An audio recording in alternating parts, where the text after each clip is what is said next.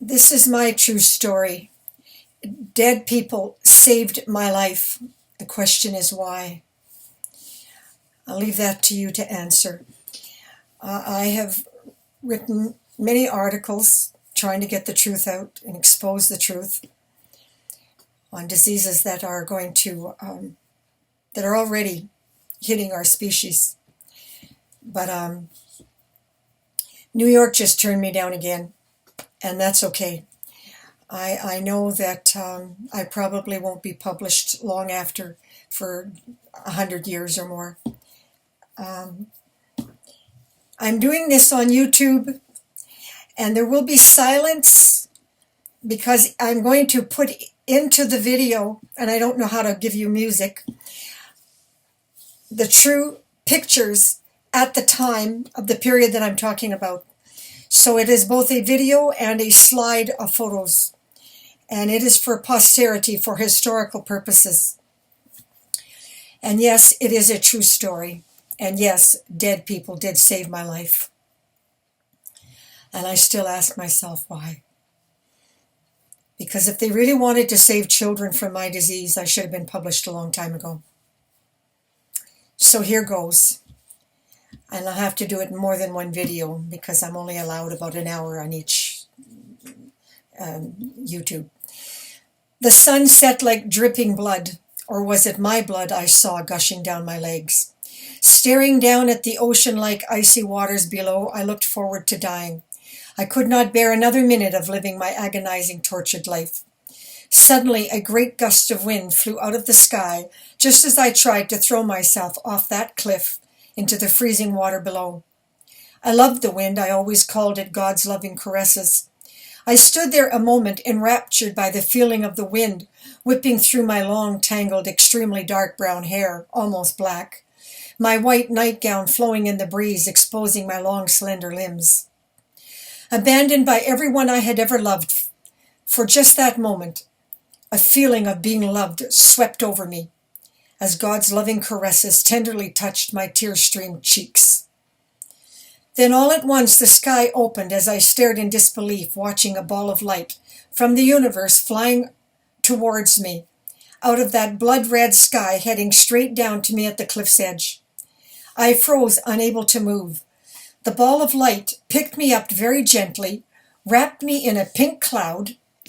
It felt warm, as if wrapping me in a blanket, carried me to the car. The back door opened, and this ball of pink laid me down in the back seat, then gently put me to sleep.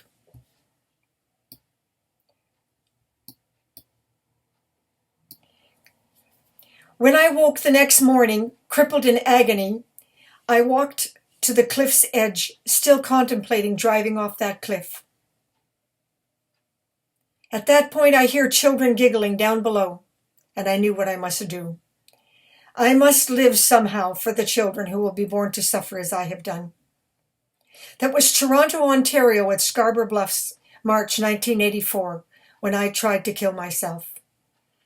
Having lost my home, career in real estate investments, unable to function, no memory, unable to read or write beyond the level of a 5-year-old child. My doctors of 23 years refused my disability pension with Royal Trust, and I was left to die on the streets with less rights than stray dogs.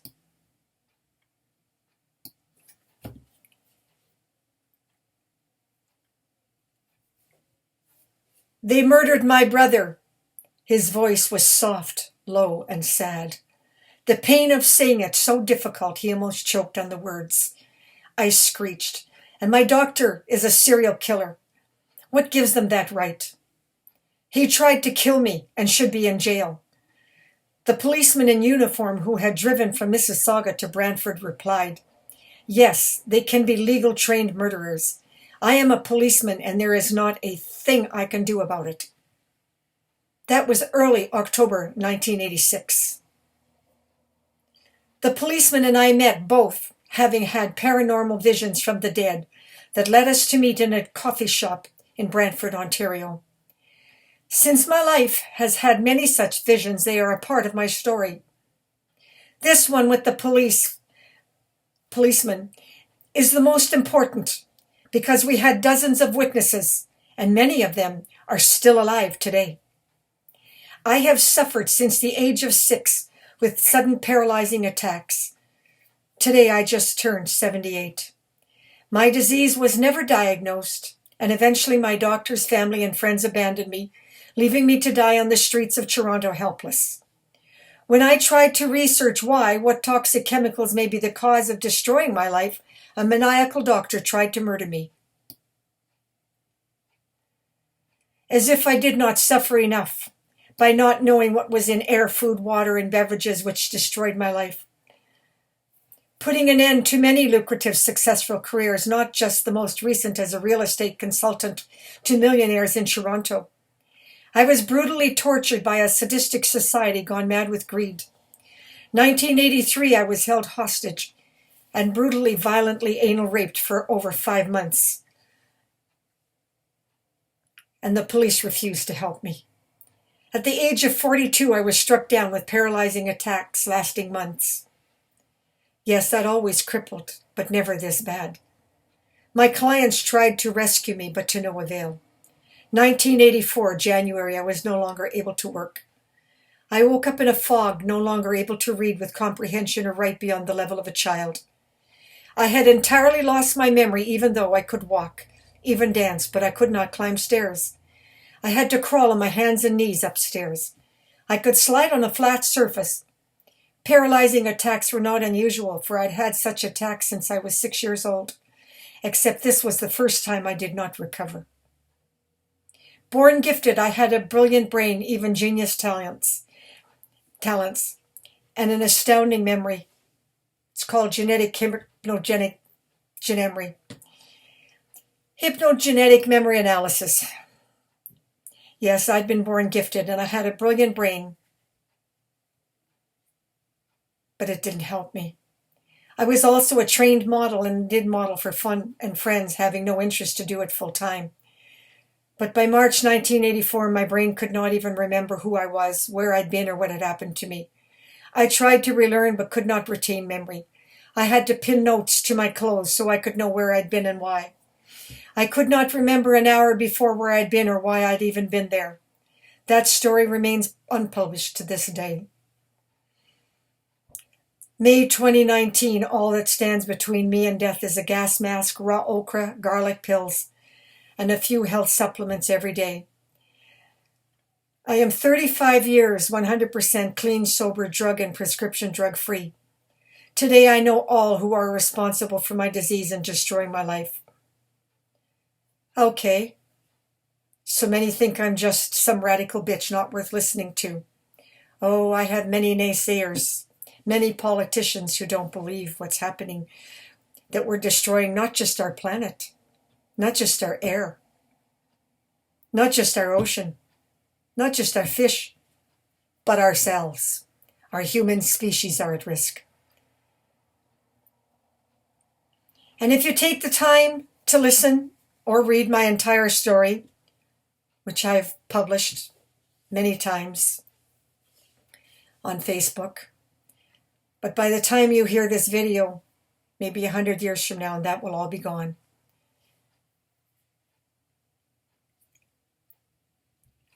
I am forced to include the paranormal because it's the truth.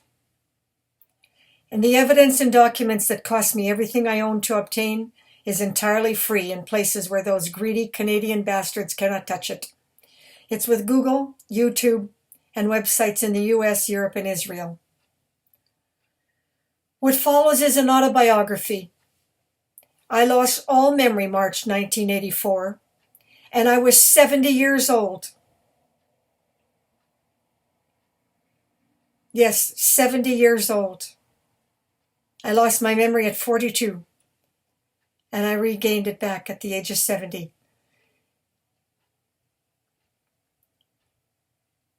And I discovered that my disease was the direct result of not having the right to know what toxic chemicals are poisoning us in our food and environment. Unable to control allergies and chemical hypersensitivities because medical science covers up the truth. It took me 22 years suffering brutal torture needlessly as I worked in agony to relearn the meaning of words, how to make a sentence. No easy task when you're allergic to the planet, living in a gas mask, chemically hypersensitive, and have no legal recognition that you even have the right to exist. Every day you step outside, you risk dying from toxic shock syndrome. How does one become a victim? Why and what is not so easy to explain. There is an agency in every country, all over the world. Demigods who tried to kill people like me in every country, on the take to industry, drugged fascist pigs, or there would be no disease as a direct result of toxic chemicals in our air, food, water, and beverages, because it is 100% controllable. And the scientists have known that since 1775. This is my story, but millions all over the world are suffering, just as I did, helpless, with no real diagnosis or medical help whatsoever. Yes, this is my story, but it could be yours. A special note as of October 13th, 2019. I put all 39 chapters on restricted videos as language was raw, not for children. Uploaded onto YouTube, a restricted channel, so the truth will be told even if it takes 200 years from now. I created a restricted website as well, because there are some photographs of me and a nude and language that's too raw for children. This one I am doing for family friendly. There will be no bad language and no sexy nude photographs. And my story will remain unpublished for 100 years. Having been exposed to AA and adult children of alcoholics, it was my dream to bring all victims of toxic chemicals, being systemically poisoned as I was, denied by doctors any sane medical detoxification treatment for being poisoned, and no medical diagnosis, denying our right to exist. It was my dream to create a worldwide not-for-profit group like ACA, to share with each other whatever knowledge we had and help one another. However, I became boycotted by all national media, never gaining public support through social media, Facebook, LinkedIn, and whatever means was out there. And that dream has since been smashed. And the knowledge I discovered remains in the universe as internet dust.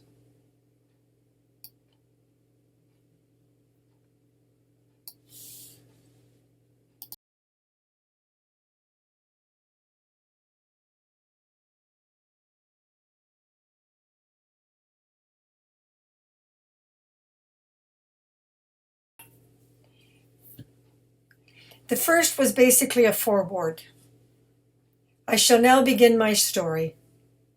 I was born a happy, healthy baby to grow up in Sudbury, Ontario, Canada's district, a bleak area, famous for nickel mining smelting area, under the shadow of industrial pollution. September 1941, Verner, Ontario, on my mother's parents' farm was my birth. The birth was apparently difficult. It was unusual for a doctor to be called in. My mother was in labor for too long, so her father took his horse and buggy into Verner, 2 miles east of the farm, to get to the local doctor. My grandmother told me the story, saying the doctor could find nothing wrong. And he told my grandparents, "This child does not want to be born." Our home was in Sudbury, which is a very dirty industrial mining town with one of the world's largest smelter and superstacks, and at the time was the world's largest developer of nickel. The air was so contaminated, the landscape surrounding the city was black, bleak, and burnt out by sulfuric acid poisoning. 1969 astronauts, that's a bug, from NASA did the moonwalk exercises here. That is our one claim to fame.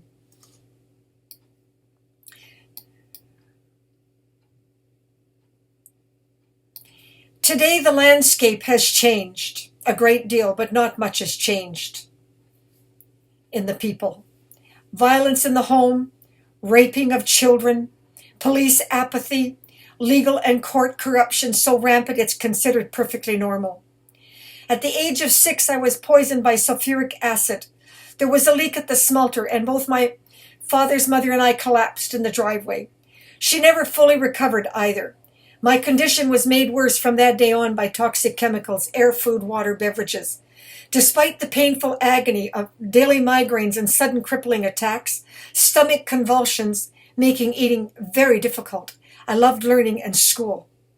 Unlike most children of my generation, I was barred from sports due to the unpredictable crippling attacks, so I spent a great deal of time reading. By the age of 7, I had completed reading everything in the children's library and got permission to take books from the adult library. I had read every history book in our school library and had nothing left to read. I distinctly recall my first book in the adult library was psychology. I wanted to understand the insanity of the human species, for it had already become very clear to me that for some reason, from the history of our species and what I saw in adult behavior in my community, humans did not make sense to me. Yes, I was 7 years old.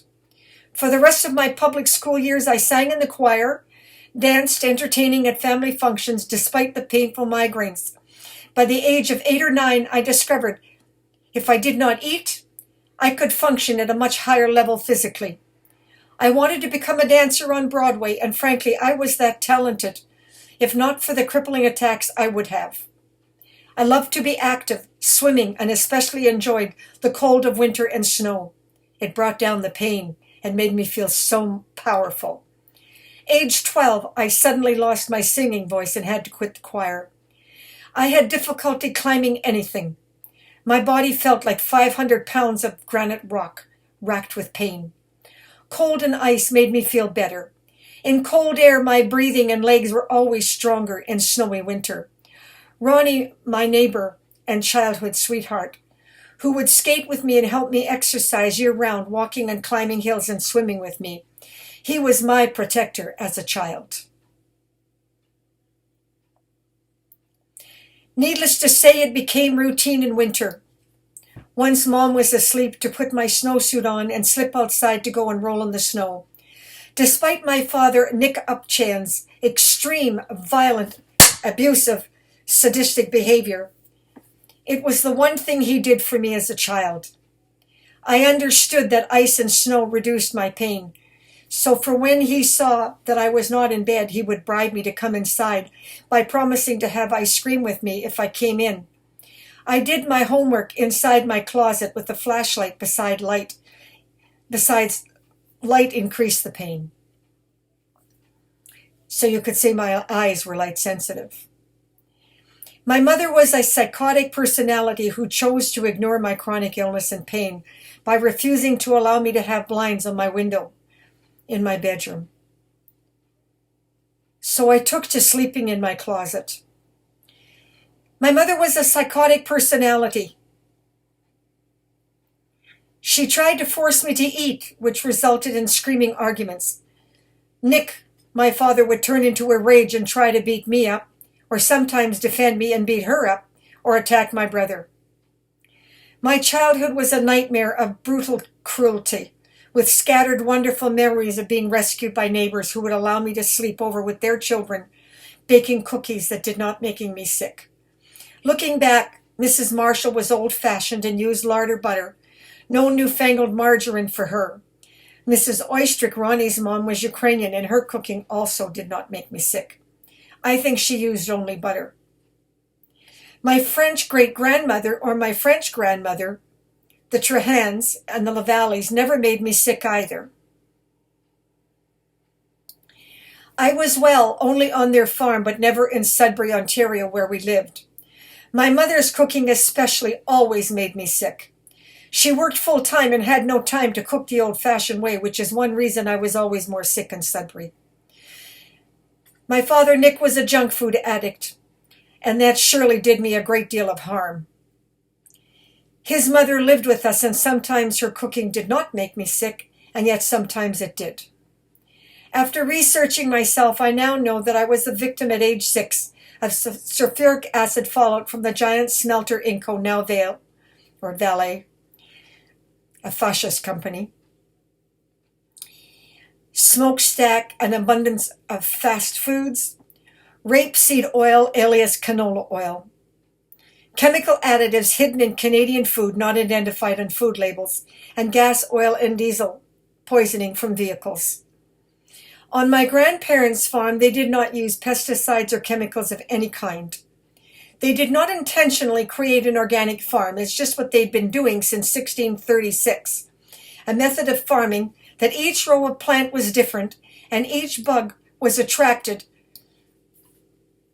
to it, controlled by bugs, worms, and birds attracted to that particular bug. The snakes also played a role in keeping the plants healthy. I forget what they ate, but Grandma cautioned me to never kill a garter snake. They loved the garden. Adrian, my grandmother, was always my supporter. The one person in my family who recognized something was wrong. The one person in my family who loved me unconditionally. And to this day, I love to see a garter snake. I think they are beautiful. Of course, it's no wonder now, looking back, why I never got sick on the farm. And once back home in the city, I was eating food laced with pesticides and God knows what. The air was toxic for hundreds of miles around. 1957, at age 16, here is me in my graduation dress. The next day I would be drugged and raped for the first time. That would become hundreds of times.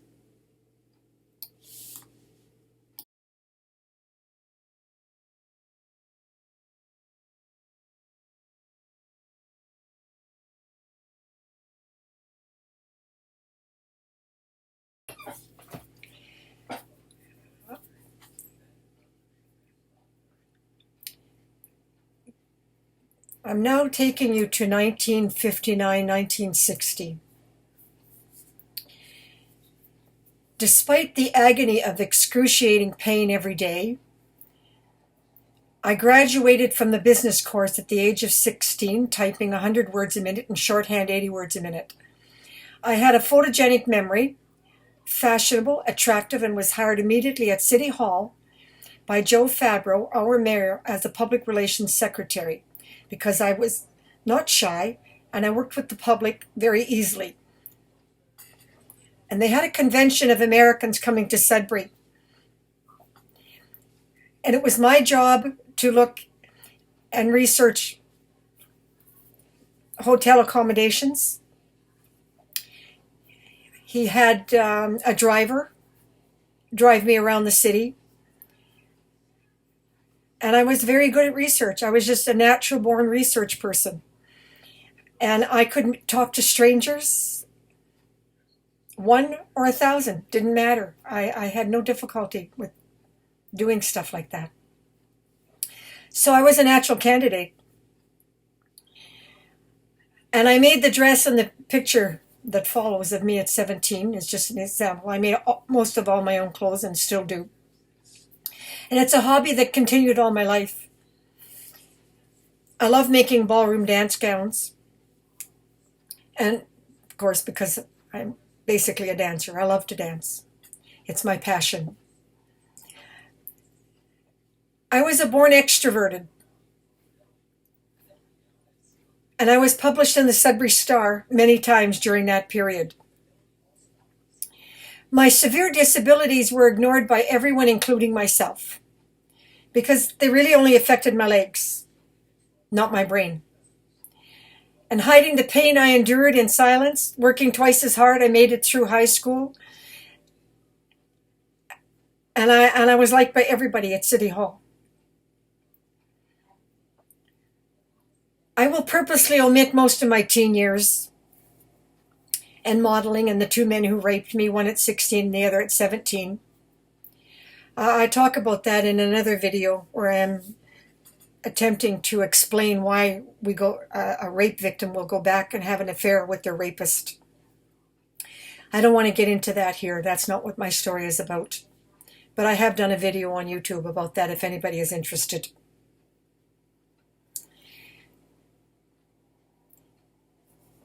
And my best friend, Sandra, is just too painful for me to talk about her. I wanted to put her into my biography, and if I ever find her picture, I'll put her up in my biography. But at the time, right now, I can't find it. And it makes me cry every time I think of her, so I have to move on. She was raped by her father and then by a man, and she married the rapist. One spring day, walking along the street, a young, handsome man on a motorcycle sat there looking at me and offered to walk me home. And there was a connection between us that was completely instant. It turned out he knew my father, and that my father had had an accident on a motorcycle in his younger days, and it gave him a limp, and how he felt about motorcycles. And that's why he parked his bike at the restaurant, not far from the school that I was walking nearby. I mean, I was already working. I just happened to be in the area. I must have been at the library. But that's why he didn't put me on the motorcycle, because he knew my father wouldn't approve. So he walked me home. And it was a very special relationship. We just knew we were soulmates and meant to be together for all eternity. We fully expected to be married one day in the future. Then October 29th, 1960, Bob was killed by a drunk driver. I was never the same after that. My boss, Mayor Joe Fabro, tried to rescue me from the violence and abuse I endured by Sudbury society. He urged me to leave Sudbury, break free from my mother, and protecting her, because she was never my mother, she was my child.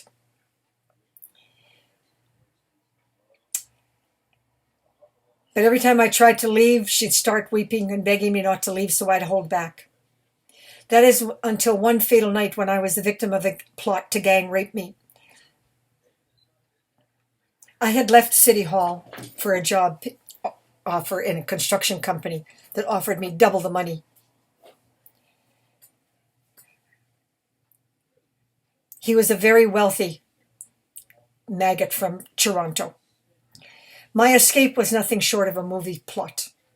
On the disguise of taking me for dinner at a local hotel, he had booked a room, and once inside, he attacked me as several men stood around the room laughing and waiting their turn. I mean, imagine, I'm 19 years old. And he was in his 30s. And it was a joke to them. But I was never a good victim. Unless you drugged me. I fought my father off at the age of 7 like a wild tiger, and I bit him so hard he had to go to the hospital for a tetanus shot. That's just an example when he tried to kill my brother. And sometimes I regret that he didn't kill him, because my brother is a horrible, horrible beast. So I fought this monster like a wild animal in a rage, screaming, and I pushed him so hard he fell to the floor. And running to the door, screaming, finding it locked, I pounded and jumped up and down, screaming. And a bellhop quickly arrived, opening the door for me. He recognized me when I came in because he was my brother. Now, Frank had never been much of a friend to me, but he did do that. On the other hand, that was his job. I could have been anybody. Because the hotel Colson manager told me that Frank didn't do it because of me. He said he'd have been fired if he hadn't it. So let's not give him too much credit. Taking a taxi home, that was it. I screamed at my mother, Joe was right. And I'm getting the hell out of here. I called the train station and booked the train to Toronto for the next morning and hastily packed a suitcase. 1961, shortly after I arrived in Toronto, I was seduced and date raped by a man I thought did it because he loved me. He deliberately got me pregnant. And you must remember that in each rape, I skipped a little here, my mother was very good at saying to me, forgive them, it's not their fault, they love you too much. And manipulated me to feel grateful, which is why I went back to the first rapist, so he could do it again and again. So this time, it wasn't a rape like violent. It was a seduction, and he made it very, very enjoyable. But when I found out that he deliberately got me pregnant, and he was a married man, and he lied to me and told me he was sterile, that was it. I cut him off. My father arranged an abortion for me, but I refused it. I did enjoy being pregnant for that 9 months. I wasn't sick and I wasn't in pain. For whatever reason, it did something to my immune system, and it made me really healthy. Or God just took pity on my child. I don't know which. I have no idea why being pregnant helped my immune system somehow. I leave that explanation to the experts. In 1962, in full bloom, I met John Wayne. He stopped a parade on Yonge Street, literally stopped it, got out of the car, the limousine, he was sitting on top, and come over to talk to me, and he put his head to my belly to feel the baby kick, and he laughed and he said, you're having a boy for sure. Mr. Wayne was such a beautiful, handsome man in person, and he gave me a gift of his compassion that I remember to this day as if it was like 10 minutes ago. I dearly loved my son, yet I gave him up with the true mother's love for adoption when he was 8 months old. I was too sick to take care of him, did not want him anywhere near my abusive family or his immoral father. Sorry.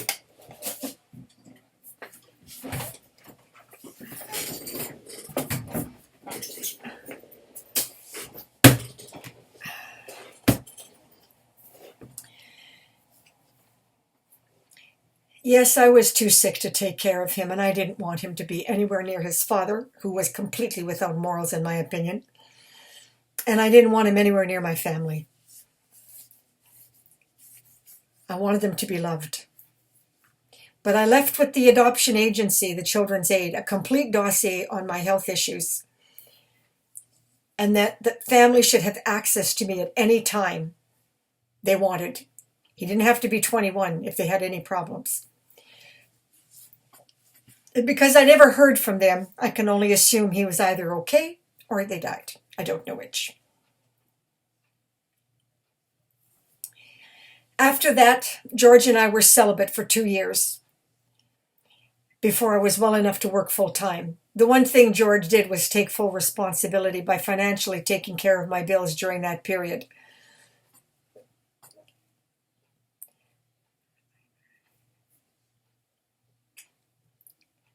My female doctor was cruel, unbelievably cruel to me, and indifferent to my suffering. I had stuff gushing out of me for 2 years, and she treated me like I was not worth keeping alive. Finally, George found me Dr. Keltz, a Jewish doctor, and we discovered that she'd left afterbirth in me, and it was a miracle it did not kill me, but it was poisoning me. I had to wear pads 24/7 as the guck gushed out of my vagina for 2 years, and the stench was revolting. Dr. Keltz arranged a D&C, and I was cleaned out, and I had a remarkable quick recovery for a brief period of time. Having excellent typing and shorthand skills, well educated, fashionable, and good to look at, I had hundreds of offers, I want you to know. Men who met me from all over the world wanted me to work for them, fell in love with me.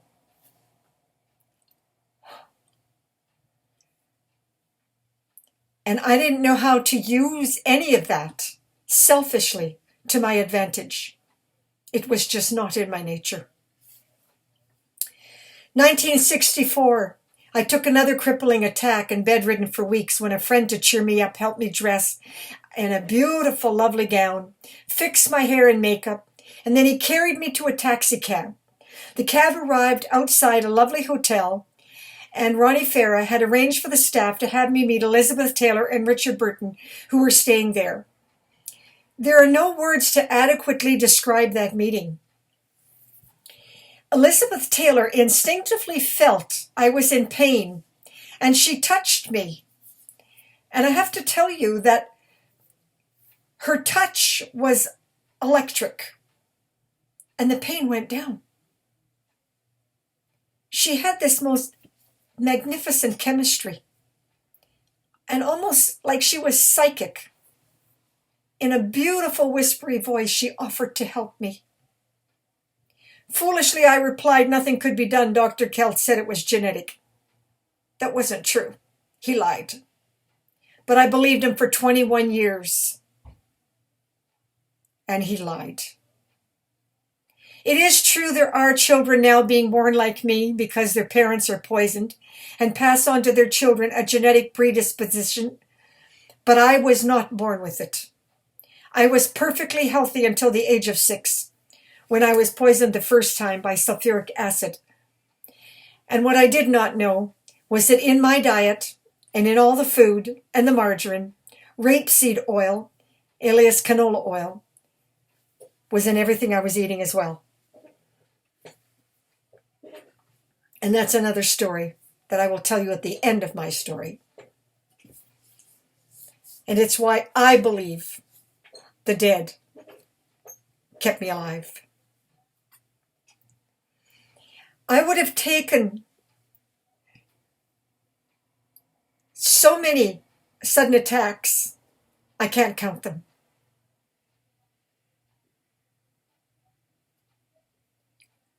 Out of nowhere.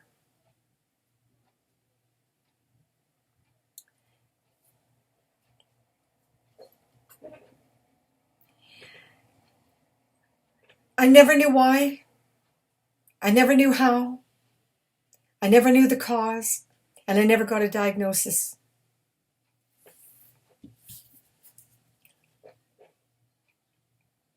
But I would always recover. Temporarily, never fully well, but I always had my brain, if not my legs. And despite the handicaps and the painful migraines and the crippling attacks, I was brilliant. And I was never out of work for 23 years in Toronto. I was always in demand. 1966, I took a major attack, and this time I was paralyzed completely, semi-catatonic. And I crawled to the phone and was taken by ambulance to the Mount Sinai Hospital, where Dr. Wallfish, an internist, did a research study on me for 2 months. He published my symptoms in a medical journal. There was no response, and so my file was closed, leaving me with no diagnosis. And of course they found nothing wrong. Why would they? We have no tests for being poisoned, and therefore being poisoned does not exist. If they did diagnose it properly, industry would be forced to control products, cars, trucks, machines that poison, tests, pesticides. Everything would have to be banned. You're not going to admit that we're actually poisoning people, are we?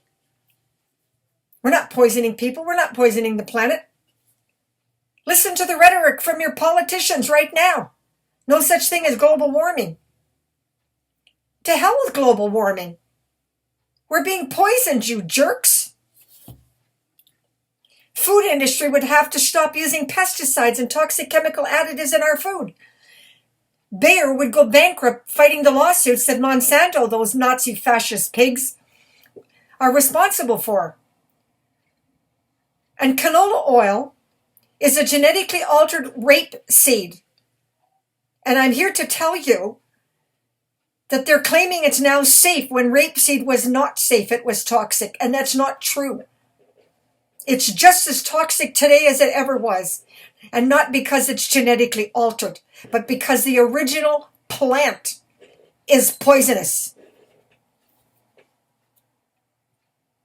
But I didn't know any of that, so I'm jumping around here. Sorry, people. But it was banned in the United States, but not in Canada. And there are many victims like me in the United States, so it isn't just canola oil. That's, I think, the point I'm trying to make to you. Anyway, that's the glory of hindsight, but I was not privy to that information. I would be struck down by paralyzing attacks that hit like a thunderbolt without warning, like lightning, electrocuting, excruciating, mind-boggling pain through every fiber of my being, memory loss, blackouts for days or months, profuse bleeding, infection spread through my frail body like a prairie on fire. My life was beyond my ability to control. I spent the next 20 years of my life picking up the fragmented pieces of myself, splattered amongst the tattered spoils of a career in shambles, amid the rubble of financial chaos, in a gruesome battle for survival, with no medical treatment or even a true diagnosis of my disease. My life was a diabolical nightmare. I continuously struggled for success only to be robbed of life's pleasures by another catastrophic attack. I woke up in Vancouver with the lesbian biker gang taking very good care of me, feeding me homemade chicken soup. They, and with the help of an unemployed pimp, he had no hooker at the time, carried me in and out of the Vancouver hospital too many times to count. I'm not sure why I was there. I do know it was after I was a bunny girl at the Royal York and I was making like, $400 cash a week, tax-free. Yeah, me, a bunny girl. They patted me from stem to stern. That was quite an experience. But I met some wonderful Americans who wanted to move me to New York to get me medical treatment. And that's a whole nother story. Yeah. But while in Vancouver, I rescued a girl raped by her father, and she was pregnant. I tried working as a bunny girl, but frankly, the pay was lousy. And the men rude. I'm talking Vancouver. It's a rotten city. Well, actually, all of Canada is pretty rotten. Our laws are rotten. We're one of the most corrupt countries on the planet, only people don't know that. We're just very good at propaganda. Anyway, the specialists were called in and they said that I couldn't handle the low pressure. They said for me it was like living and breathing underwater. And it was killing me, and it's true, the chest pains were excruciating, and I had to return to Toronto.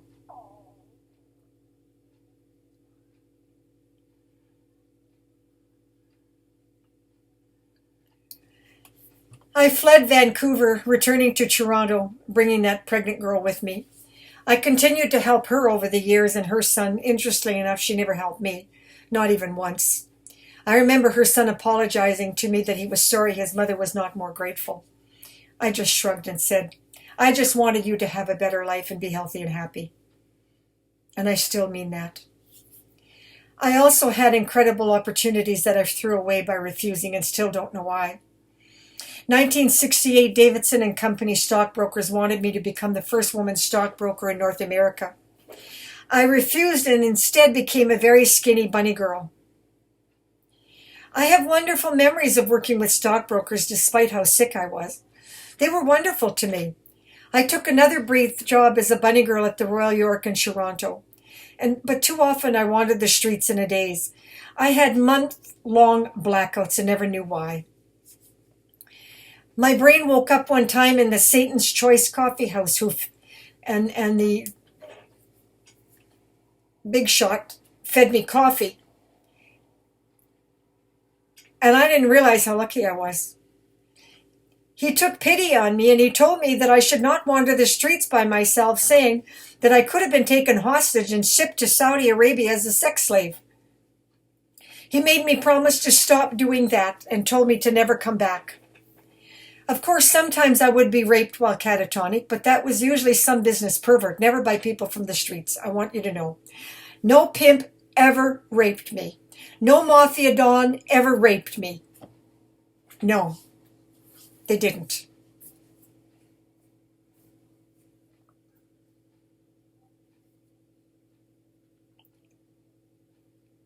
But yes, there were men who did.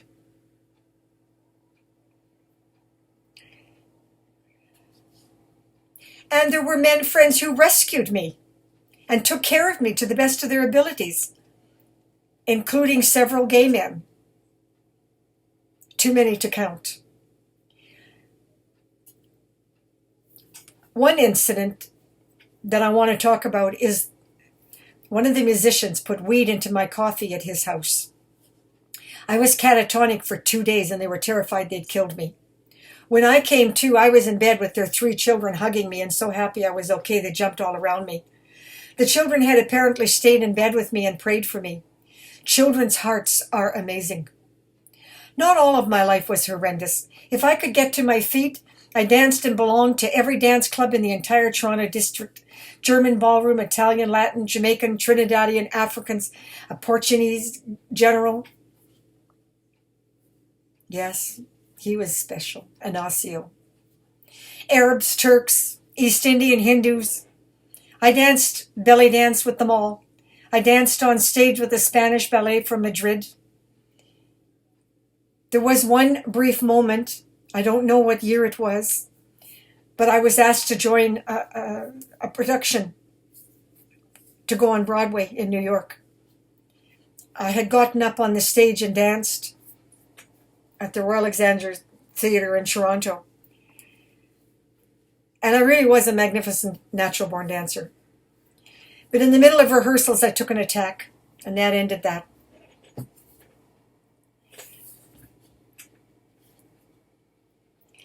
I have wonderful memories of the food that the people from all over the world fed me. And you know what? Not once did I ever get sick from their food. All homemade, of course. Not Canadian. I refused to align myself with any religion. I won't talk about the religion that I grew up with because it's not important to me. I was always connected to the creator of the universe.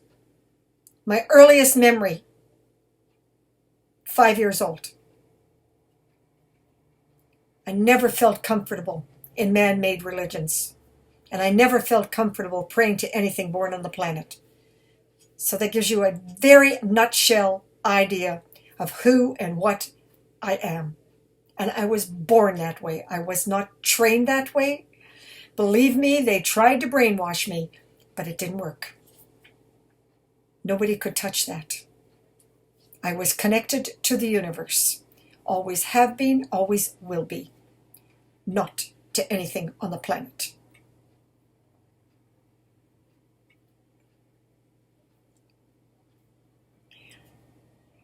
But because of that, it meant that I could be friends with everybody.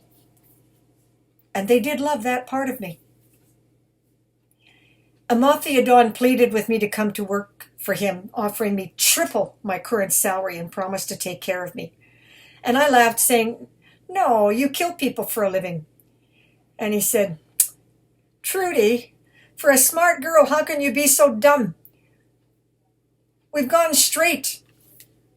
Our children are graduates of Oxford and Harvard. We built the towers downtown. We own Toronto. We don't do that anymore." And he said, "And at the moment, we're selling it to the Arabs." Now, at the time, I didn't even know what that meant. But what he meant was they were taking their money and had gone straight by pouring it into building towers in downtown Toronto and other cities. And then they were slowly selling them off to the Arabs. And the Arabs were buying our towers and our condos and apartment buildings. And of course, they had the money. And they helped to create our addiction to oil, which is still going on. But anyway, I didn't want to go to work for him. I had a real thing about honesty, honest to a fault. I never lied, I never cheated, I never stole.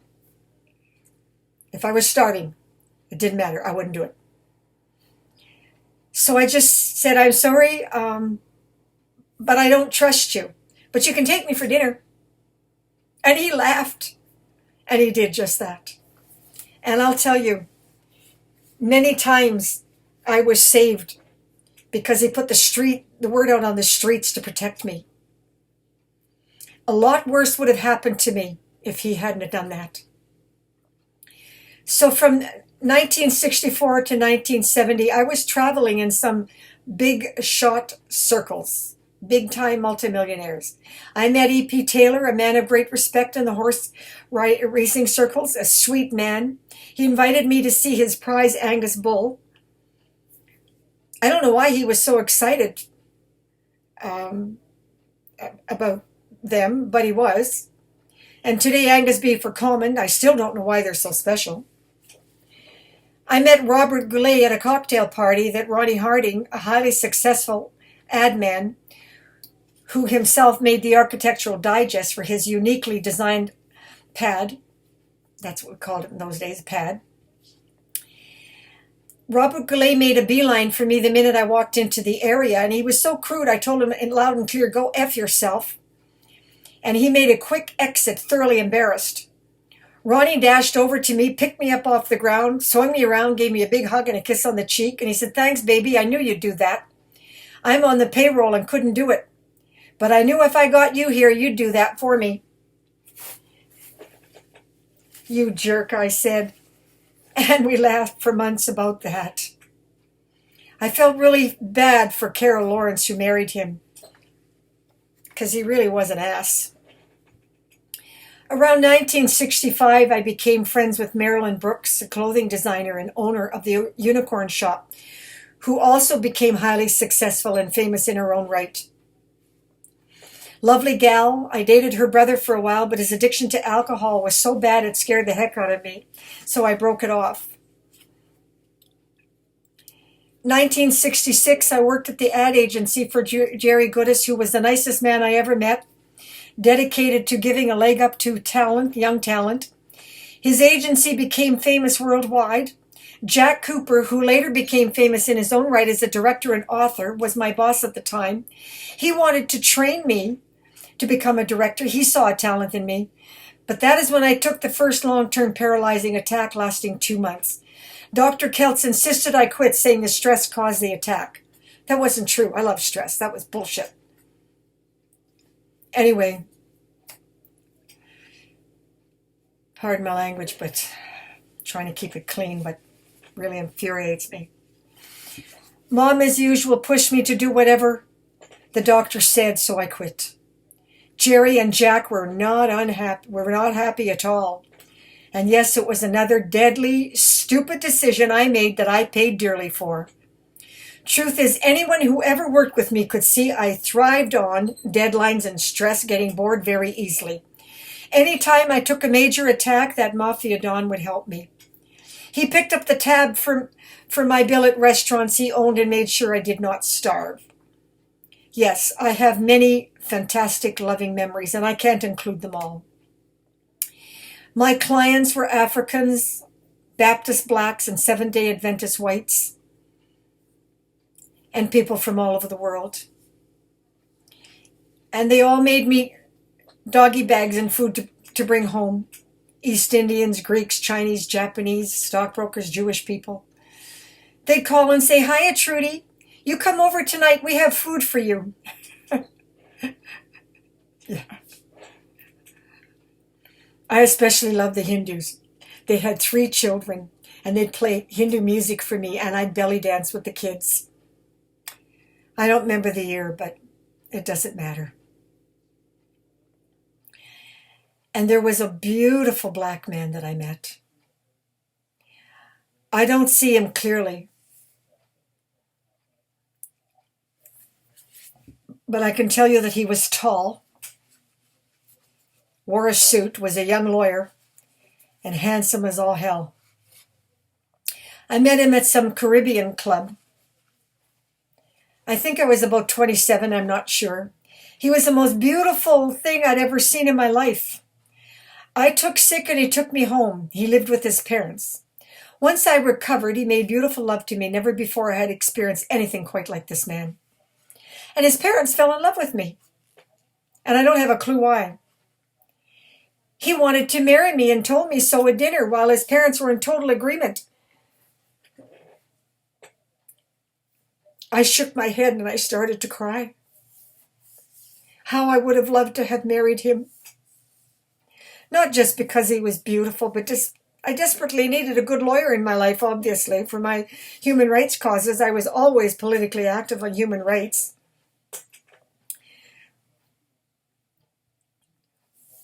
Impossible, I finally blubbered out. Impossible. Then I explained how Canada was just as prejudiced as Americans and perhaps even worse in a way. No, not violent, not in your face, but they'd stick a knife in your back quicker than spit, and his career would have been destroyed before it even begun. Our children would face bullying and terrible ostracization, I explained. Go to the Baptist church, meet a lovely colored woman and marry. You will have a successful career, and your children will know what it is to be loved. Often I think of him and his parents. How different my life would have been. They loved me and would never let me suffer as I have done. They would have stood by me in ways that my parents never did. But I stand by my decision. It would have been selfish, and his career would have been destroyed. And I just couldn't be that selfish. And if I had it to do all over again, I'm sorry. I would have to do the same thing. It's just not in me to hurt somebody. And it would have hurt him. 1968, Andre and Graham, two wealthy American executives from Gulf Oil, wanted to rescue me and have me work for them in New York City. We had met previously at the Royal York, where I was working as a bunny girl. I left there to go to Vancouver, and then I returned, as I previously mentioned. And yes, I do jump around. I have flashback memories. But they stayed in constant touch with me by phone.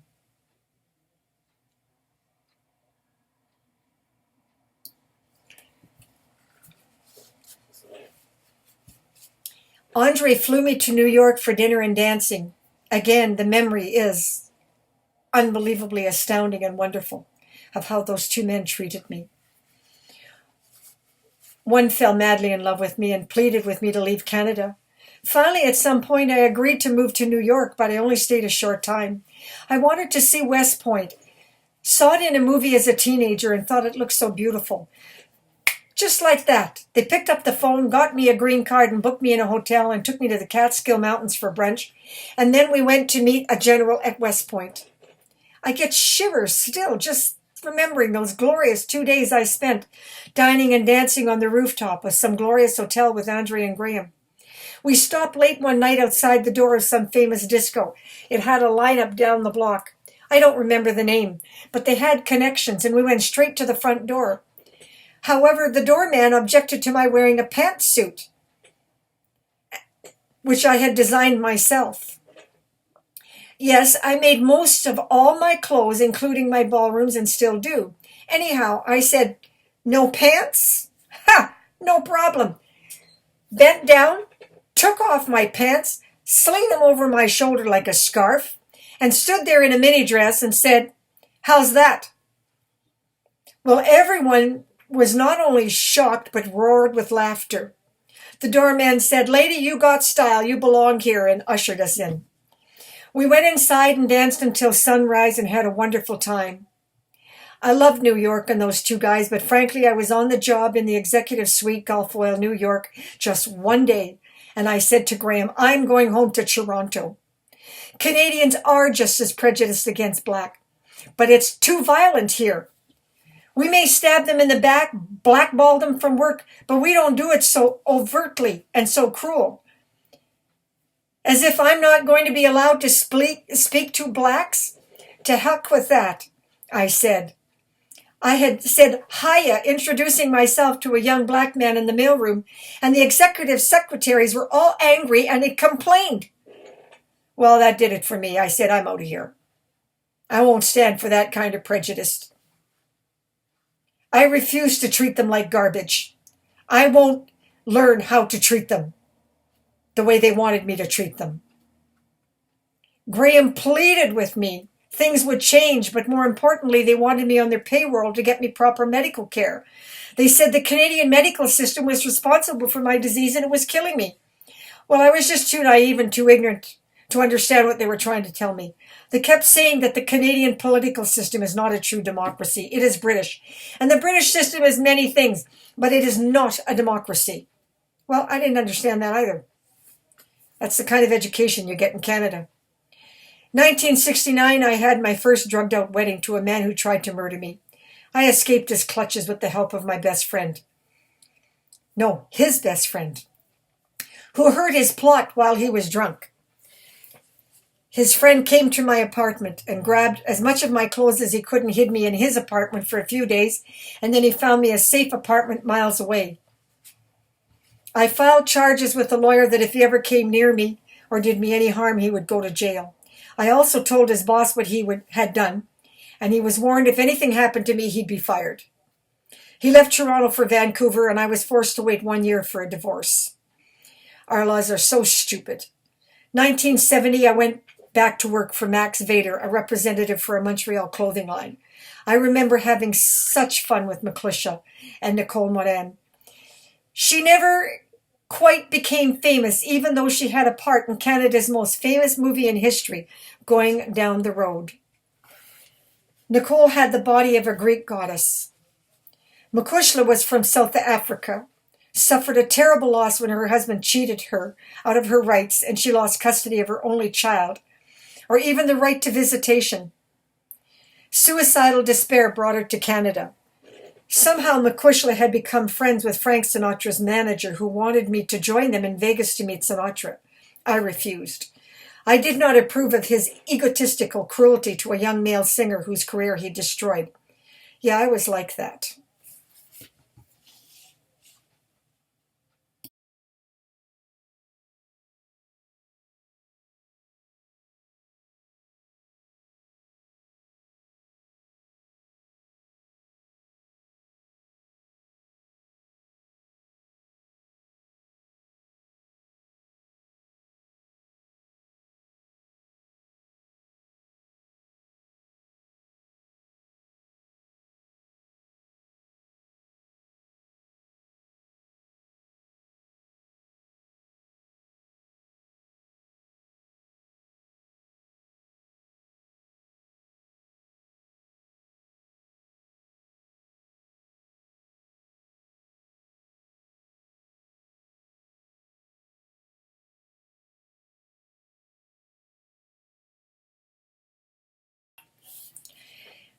Fame did not impress me at all. Diamonds, minks, Cadillacs, money didn't mean anything to me.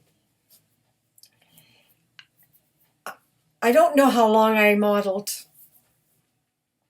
The pay was not good, but I was enjoying working with the people at the time. So I'm honestly not sure how long I did it. But I do know that in 1970 I left to become an executive secretary to the public relations officer of Falconbridge Nickel Mines. I had a girlfriend who kind of talked me into it. I guess because they had a medical plan that she might have thought they would help me. I'm not sure what the reason was.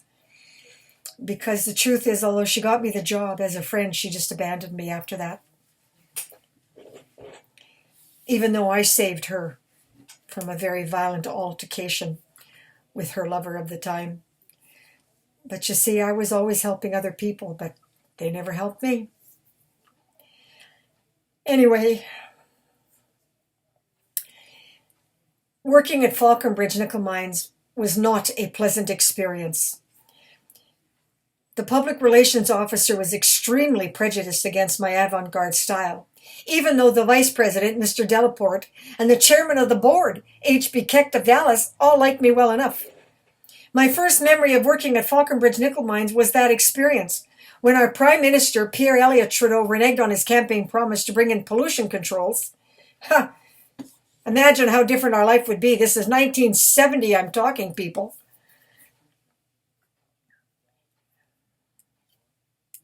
But he reneged. and Falconbridge was forced to close down its new experimental pollution-free smelter, declaring a $60 million loss. Stockholders were so stupid they were actually delighted by the decision, and the stock rose instead of plummeting.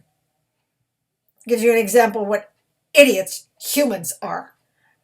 1970 to 78 are the years of such betrayal. I've never been able to put them down in writing, and it doesn't really matter.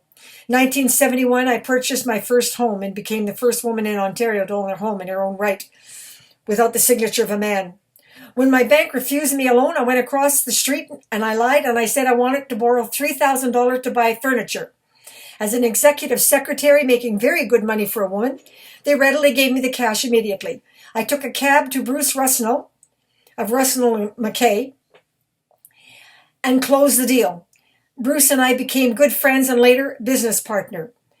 I bounced around in careers quite a lot, but always had a genius for real estate analysis. Sometime in the mid-70s, I was at my favorite stand-up bar, MILLIONAIRES, reading The Prophet with a cup of coffee. Arnold Palmer came in and asked me what I was reading. When I showed him, he thought it was interesting I'd be reading poetry and drinking coffee in a bar. I invited him to join me. I knew the name, of course, but I was no fan of golf. Toronto was not a big golf town at the time, so I asked him what he was doing here. Make a long story short, he was scouting for land for a new golf course, and some idiots were taking him to the Granite Club area, mid-north Toronto. I said, that's insane. You'll pay 5 times the cost, and those people are old money. Cripes, they don't even play golf. Obviously, he was surprised, asking me where I thought was better. Oakville, I said. Definitely Oakville. Telling him that I had worked with New Money and the president of Falconbridge Nickel Mines, and he lived in Oakville. His generation loved golf, and the land would be the fraction of the cost. So then some PR guy came and made him leave, but he thanked me, and Oakville did become the home of a brand new design golf course, historical at the time. I did that a lot. I made a suggestion to Richard Burton, and he purchased a house in Rosedale. I was never interested in making big money. I never tried to cash in on the famous and rich people that I met and that I knew. 1975, I went to work as office manager in charge of approving credit for clients at the famous now closed art shop, Elite Furniture Store. I could spawn a cod a mile off, providing I wasn't sick. And in an attack, I'm as vulnerable as a baby. I got a client one day at the art shop that I was suspicious of and told him he had to pay cash, stopping their shipment at the door of their mansion. I called the Toronto-Dominion Bank manager, having a gut feeling at the last minute, and got the lowdown.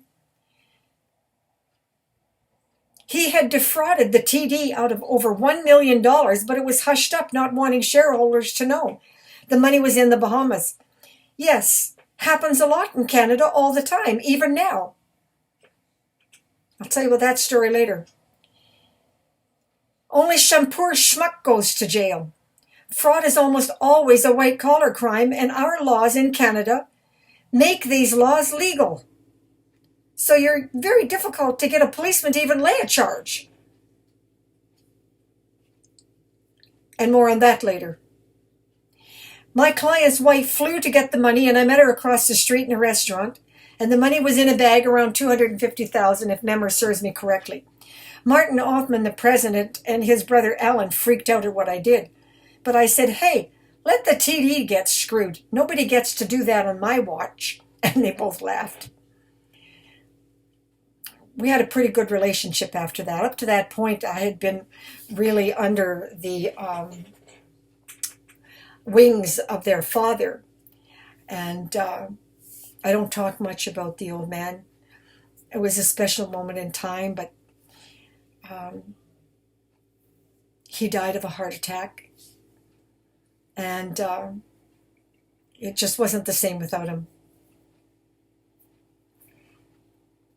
But if I was too sick or crippled in pain, I still had a great brain with hypnogenetic imagery analysis.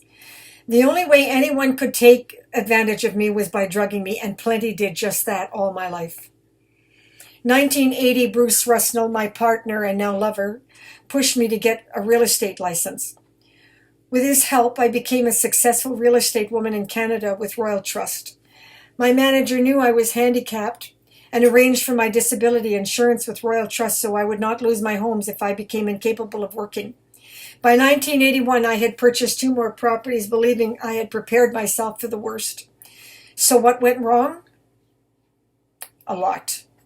Instead of working with millionaires, which I had people begging me to do, I kept working with the poor and working class, and even helping people on welfare own a home with an apartment for rental to help pay the mortgage. I loved helping people buy a property that was not just a home, but a good investment so they could retire with more money than they ever dreamed possible. My Americans used to say to me, "Trudy, you're a reverse prejudiced." And yes, I guess it was true in a way.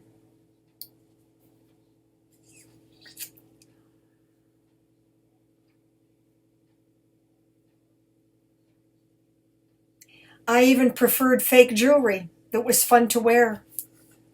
I have the odd piece that was made for me as gifts for some special sentimental reason that I won't go into. But I was happy with costume jewelry. I made, created, and designed my own clothes. I made some of my own jewelry as well.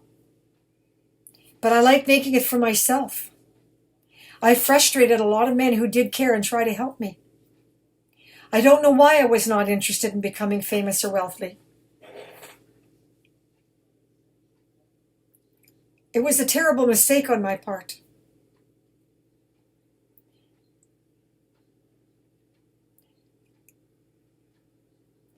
But even though the attacks kept crippling me, I kept managing to get to my feet, and I never got fired from a job. So with my homes, I thought I was protected, and now I had real estate disability insurance. What could go wrong? 1972 to 77 were my ballroom years, living with a sadistic man who pretended that loving me made him so ill I had to support him. And I did for years, until Eloise Ost of TVO fame, Saturday Night at the Movies, sat me down, made me promise to dump that lazy jerk and get myself free. I explained how my mother told me that this was love, including the men that raped me. Elio was appalled and explained that's not love, and your mother is a very sick woman. So I booked Fred a job in South Africa, shipped him off, sold my properties at a terrible loss, moved to an apartment in the Upper Beaches with my cat, my best friend. I call her Choo Choo, from a noise she made wanting me to hug her. We had a great love affair, Choo Choo inseparable. She skied with me, hung on to my windsail mast, laid on my chest in the water when I floated on the air mass at Wasaga Beach. She walked on a leash like a dog. We had a language that we understood if I was too sick to eat. She'd climb on top of me crying, making me follow her to the kitchen. And I'd make a meal of spaghetti, both our favorite meals. And Choo Choo would sit next to me at the table, refusing to eat her spaghetti unless I ate mine. Her cry spoke volumes. Choo Choo kept me alive several years doing that. At a grocery store, she sat in her little harness in a cart, and everyone loved her. And she hung on to a mast when I windsailed, and she sailed with me. And she sat on a float when I was swimming, and she'd hug me. We were inseparable. Sometimes I made terrible decisions in a blackout, from which I would scramble to recover. I had 2 weddings, no marriages. Both men were sociopathic and drugged me to get married. 1969 was the first. 1982 was the second. And he married me just to get access to my credit card and racked up enough to put me $48,000 in debt. Then 1983, James Kelly the Beast tortured me. Twice I nearly escaped, but my mother manipulated me in going back. Finally, I sold one of my houses to gain my freedom, and I gave him $7,000, and I bought my freedom. But the police in all cases in my life refused to help me. I worked wherever I could, typing at night for the stockbrokers, modeling for Falconbridge Nickel Mines, modeling for friends and different designers. Quick, easy cash as a bunny girl. And I'm sorry I jump around on my dates, but my life was such a torturous nightmare from which I could never escape. To get, well, you name it, I tried it. I took flamenco lessons, surf, sailed, fished with the sports pal canoe. Yeah, I had my own canoe. I danced with the Turks and the Arabs. I boogied with the Jamaicans. I climbed in winter skiing both cross-country and downhill. I tried every diet known to mankind. I was mainly vegetarian due to a Seventh-day Adventist neighbor who tried to help me. Often I was booked into the Seventh-day Adventist hospital in Toronto where I always got better, but frankly never diagnosed and never cured. Today I know it is because our medical training specifically deletes from our education any knowledge about toxic chemical poisoning and how to treat it.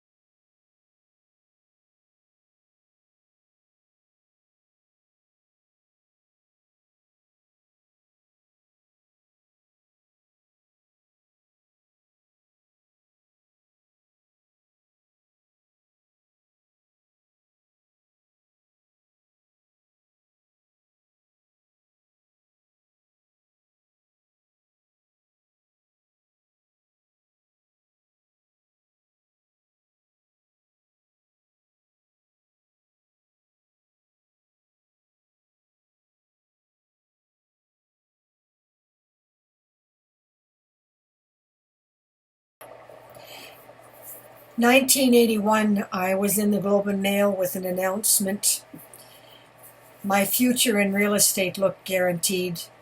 I had the respect of the stock market brokers, real estate market, businessmen, ad agencies, and men and millionaires from all over the world. Why wouldn't I be successful?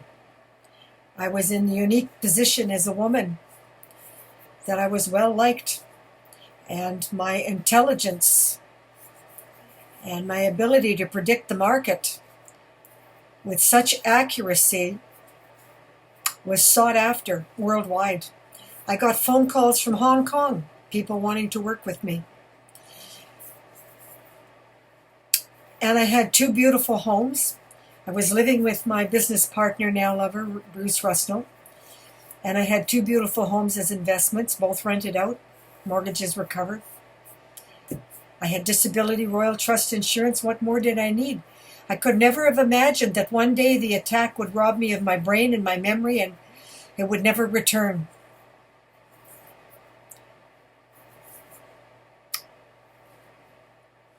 I had been vegetarian now since 1966 for the most part, except for the occasional rare steak that I still loved. Don't know why, but I did. But what I hadn't considered was that both Dr. Galley, a psychiatrist, and who became a friend, and Dr. Keltz, my family doctor since I was 25, they just both completely ignored my crippling, paralyzing.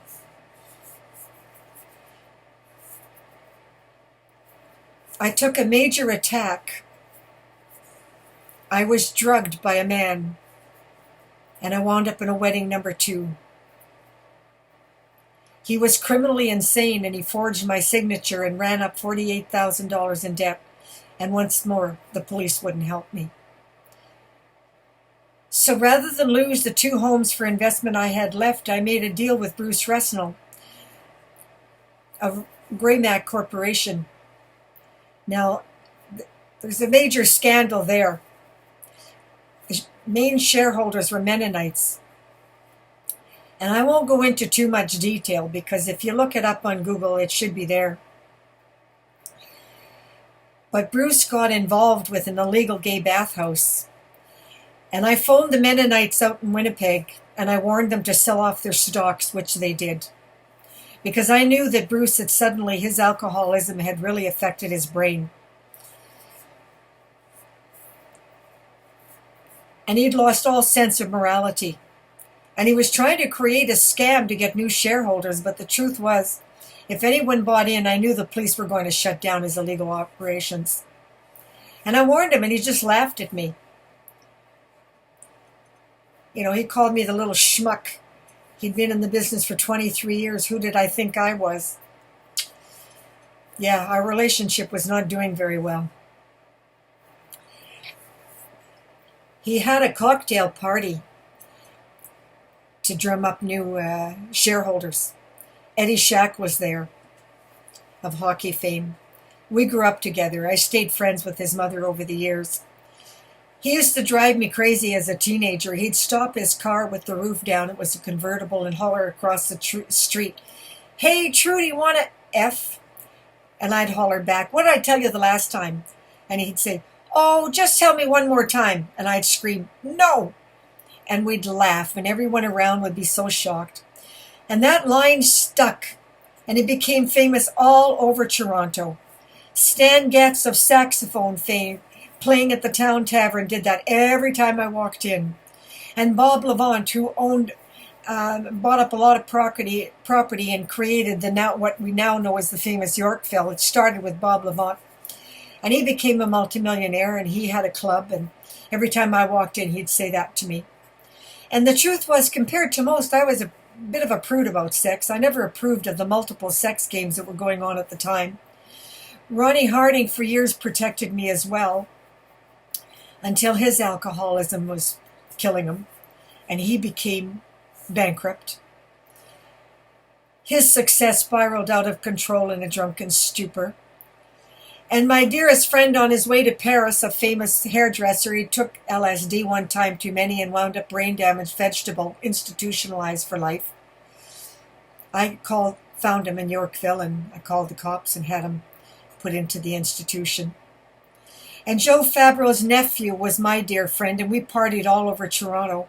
And one day he took an LSD hit on the rooftop of the downtown hotel at a cocktail party, and he gave me a hug, and then he swung around saying, "I'm a bird, I can fly." And he ran right past me to his death and splattered all over the pavement below. Terrible things were going on throughout my time in Toronto.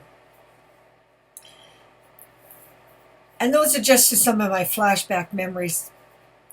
But Eddie had become famous in hockey, and he was a very smart businessman despite his severe dyslexia. I always felt he married the right woman, of course, who stood by him.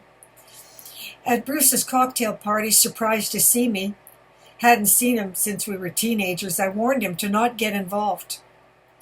And some big shot overheard my comments and wanted to know why, and I said, "Shit's going down and some poor schmuck's going to do jail time, but the real criminals are going to get away scot-free."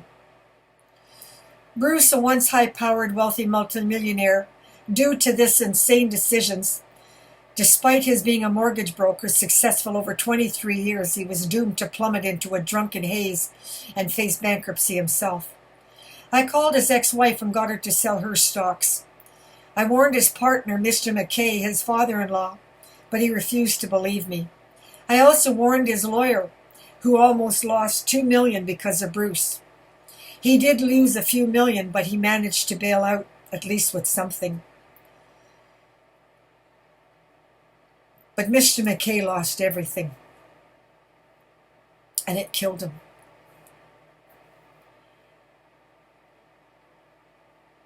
And Bruce, drowning in debt, offered me 28 of his properties if I gave him half my commissions. I guess because I felt a kind of sense of loyalty for much of my success, I agreed. I mean, we'd been friends for 23 years. And I had my debts to pay off from that criminally insane husband of number 2. So I worked feverishly, so much so I made the National Leaders Club in Royal Trust coast to coast, paid off all the debts, and I thought I'd be safe. But my manager at Royal Trust was so angry with me giving 50% of my commissions to Bruce. He didn't understand how far back we went and the behavior of an alcoholic. So instead of supporting me, he abandoned me, leaving me helpless.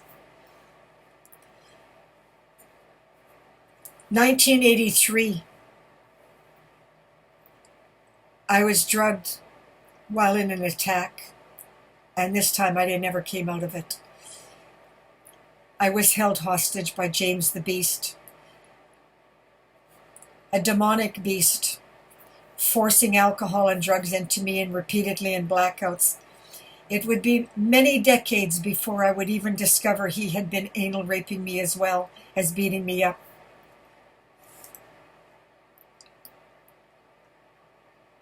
No, I had lost all memory. I was an amnesiac. And no one would help me. Not my doctors, not my friends. So I lost everything. There were witnesses to what he was doing, but nobody would help me. The last time I tried to leave him, my mother urged me to stay with him, saying that, just as she'd done all my life, that he can't help himself, he loves me too much. That was always her answer to everything what monstrous men did to me. But this time, her excuse was, since I could no longer support myself, I'd better stay with him. My uncle Yvon Lavallee, her brother, tried to tell her what he suspected James was doing to me, but she wouldn't listen. And due to James drugging me so much, and the horrific trauma of the brutal anal rapes, I stayed with him in a blackout until one day, I call it an animal instinct. I sold a house and I bought my freedom. He took $7,000 and went to Ireland. I was hoping he would get killed in a drunken brawl. I do remember now being picked up on the streets by a taxi driver after one of his anal rapes, and I was bleeding from both ends. And a woman doctor at the Mount Sinai Hospital, she assumed it was consensual without even asking me or telling me what had happened to me. I didn't know. I didn't know why I was in pain. I didn't know I had been raped. I had no memory, but that didn't even cross her mind. She just called me a whore and threw me out. Dazed, confused, bleeding and bruised, cuts from head to toe in agony, I took a cab home. Today, I have flashback memories of what he did to me. Ramming beer into my mouth, bleeding. Held by my long brunette hair and forcing the beer down me, dragging me down the stairs into the basement while he brutally attacked me.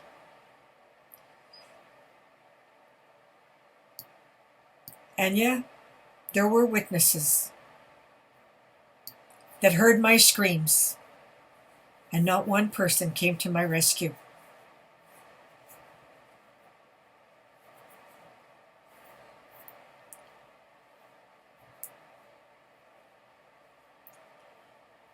It's a nightmare that I relive over and over if I talk about it too much. I can't watch a movie that has rape. I can't listen to the news like this poor woman, Brooke Nigel's, what's happened to her, because I immediately go into flashbacks. And media are being really rotten to her because they don't understand how, as a rape victim, you can go back to the rapist.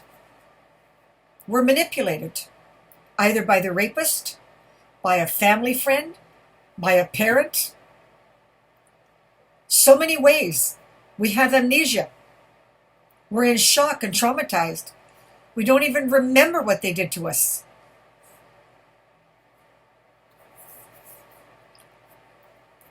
Anyway, I don't want to dwell on it.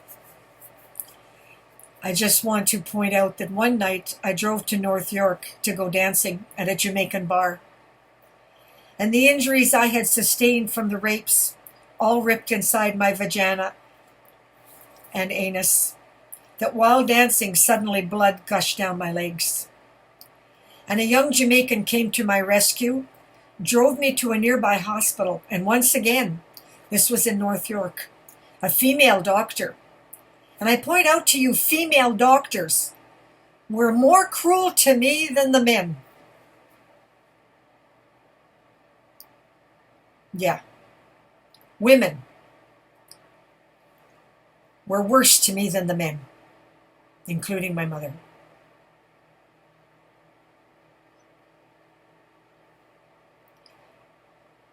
Same prejudice. Seeing me with a black man.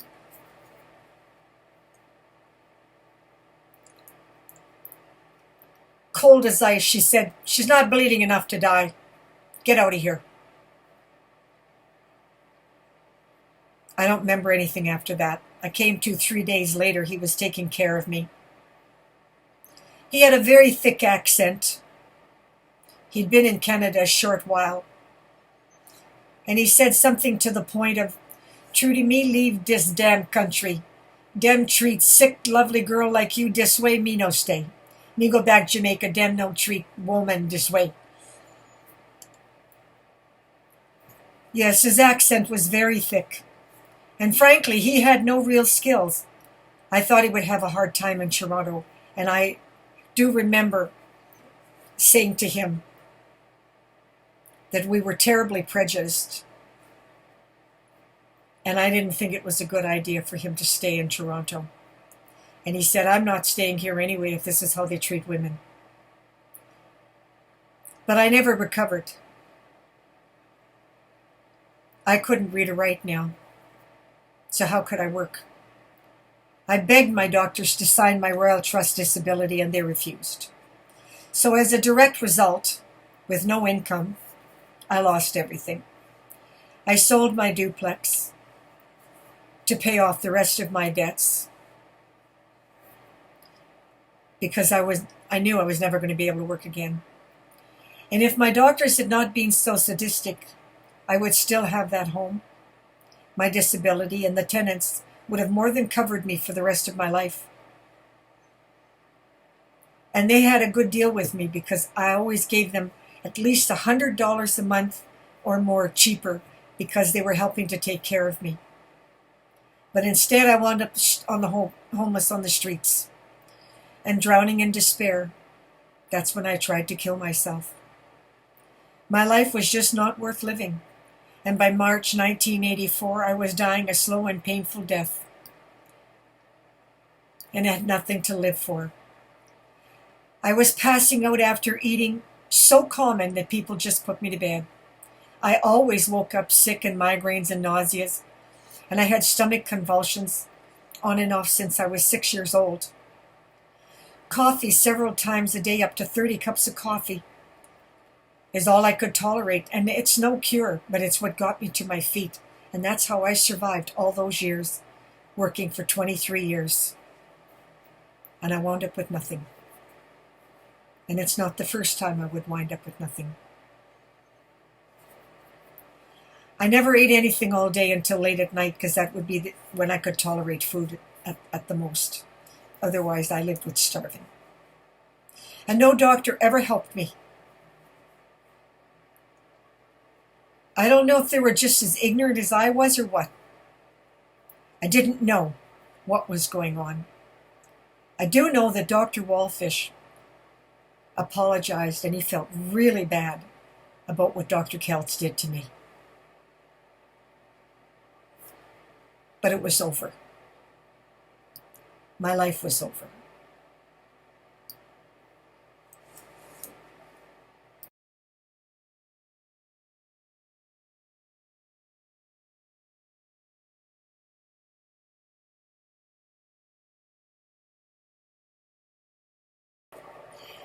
March 1984. As the sun set like dripping blood, and I was bleeding, choking on mucus and blood.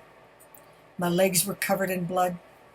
In my white nightgown, I stood there on the edge of that cliff, and I was determined to kill myself. I had no memory of why I was bleeding. I just knew I had to die. It was my only hope for freedom, was to die. And determined in a trance-like state, I had driven behind a monastery to Scarborough Bluffs at 50 miles an hour, and 3 feet from the edge, my car came to a sudden stop. As if by the hand of some unseen, powerful being. When you consider that at the speed I was going, I should have been thrown through the windshield. But it came to a stop. I tried to start the car, but the engine was dead. Hysterical, furious, screaming, cursing, I got out of the car, sobbing and gazing in confusion at the blood-red sky, and in a fury screaming and cursing at the God I did not understand to let me die. And a ball of light came out of the sky and wrapped me in a pink cloud and picked me up and gently put me in the back seat of my car. And it opened the door to put me in the car. And as I lay there, that pink cloud wrapped around me and put me to sleep. When I woke up the next day, I was just as determined. So I turned the key to check if the car would start, and it did. Then I turned it off to check the beach below to make sure it would kill me. I was going to back up and go off. And just as I got to the edge of the cliff, I heard children laughing. And I looked down. And there were 3 children playing in the sand and water, laughing and giggling with glee. I sat there for a very long time looking at those 3 children. And then a vision came to me in that moment, and it made it clear I had no choice. I had to live for them. For one day, those children may be or have children just like me. And in that moment, I made the decision to survive and research my disease somehow. I had no idea how. I just knew for the sake of the future generations of the children, I had to try. Often, depressed, I drive to a beach water's edge to remind myself why I'm still here. I loved Toronto, but bankrupt, I was forced to leave. The fact that I could no longer speak or write beyond the level of a 5-year-old child turned out not to be a hindrance. I went into AA. They rallied round me. I don't know if I had been an alcoholic the way they were an alcoholic. I really didn't relate to their stories, and they didn't relate to mine. I think you would have to call me a binge drinker. From the first drink at the age of 17, I would drink until I passed out of control, and I had no shut-off valve. I couldn't stop. From the time I picked up one, I would go until I passed out, however long that took.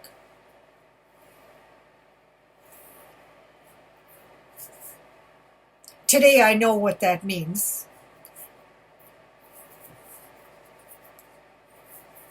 And I'll talk about it later. But this is March 1984, and I had nowhere to live. But I still had the cabin on my parents' property at 45 Ainslie Street in Wasaga Beach, Ontario. So I loaded up my car with the few clothes I had left, and I had given all my furniture to the Salvation Army. Because over the years, whenever I was homeless, and I was homeless many times, because of the attacks. I would wind up homeless. And they always gave me clothes and they gave me furniture. They're a wonderful organization, the Salvation Army. So despite no memory, there were a couple of things I could still do. I could drive. Like a robot. I could drive. No problem. And I could type. I could do 100 words a minute, 110 words a minute, no problem. So if you put something in front of me, I could type. And I could read. But I couldn't comprehend consciously what I was reading.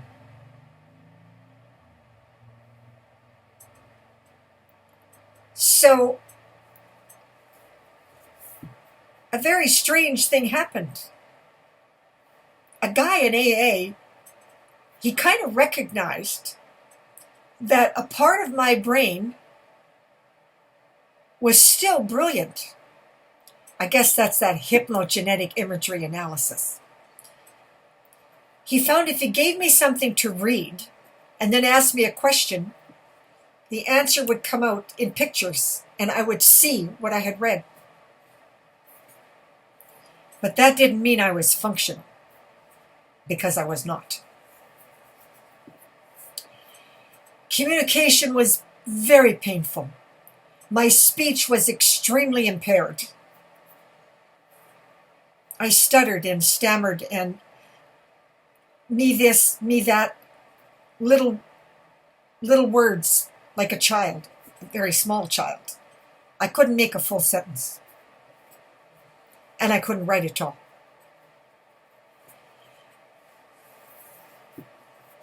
And yet I found so much compassion and sympathy everywhere I went, particularly in Georgian Bay and Collingwood and Wasaga Beach and Barrie. Everyone was so kind to me. And with their help, I slowly began to research diseases caused by toxic chemicals. And the library in Collingwood found me a name called cheminosis. That's any disease caused by chemicals that came up in scientific journals recognized by the Royal Society of Scientists in London, England in 1775. Is that far enough back for you? A biochemist and owner of the Wasaga Beach Shoppers Drug Store worked with me late at night when the store was not busy. He was from Japan and he was a biochemist and a brilliant, brilliant man. And he helped me to understand the world of bugs and dust mites. He recognized that my immune deficiencies were so severe that you couldn't really call it an allergy. But the people around us wouldn't understand if I used any other technical term. So he said, just call it an allergy. And unlike my doctors, my druggist presumed that if I was infecting so easily, let's treat me as somebody who has allergies. And with this encouragement, I went back to a vegetarian diet. And having joined AA in Toronto before I left and continued to attend meetings, frankly, I was like a child. But everybody was so wonderful that I was really quite happy and I really thought I had a future.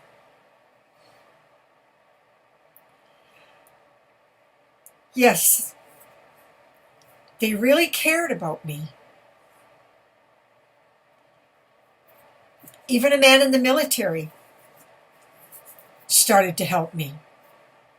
And I didn't relate to any of their stories. They started drinking because they were shy. They wanted to be able to dance and have a good time. Are you kidding me? You could stick me in front of a room of 5,000 people and I would sing and dance and I would tell you a story and I would just carry on like nothing. I didn't have a shy bone in my body. And I sure as hell didn't drink to get drunk. Are you kidding me? I love to ski. I love to climb the hills and rocks. I wanted to dance. Why would I want to be drunk? So yeah, we didn't have anything in common. There weren't many like me around at the time. Pretty common today, but not back then.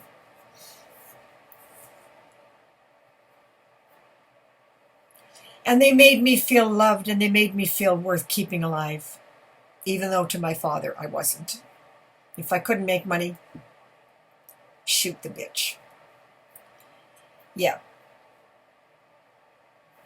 And I had the children all around the cabin come and give me hugs, and the support of the police, the OPP and the local police and the police chief of Collingwood and the fire department and the entire community rallied around me.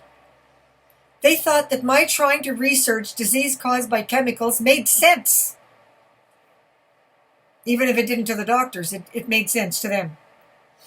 I was not doing so bad in that old shack with its outhouse 45 feet beyond in the back of the property. And the children made me so happy to be alive that even if I could never work again, who cared? A woman got me on welfare, I don't remember who. But this was a short-lived paradise. Walks in my mother. Once again, my mother. She insisted I return home. And after a few months of being there in Sudbury in the middle of winter with nothing on but a pair of panties and a little nightie top, Nick threw me out into the snow in a blizzard. A neighbor called Les Crow, a man in AA, and he came to my rescue. 1985, I took several attacks, and Les rushed me to the Sudbury and General Hospital. While in emergency department, I have a vivid memory of a very handsome young Dr. Bodra. Bodra, remember the name. Brilliant man. He would be rich and famous if he was in New York and not in Sudbury.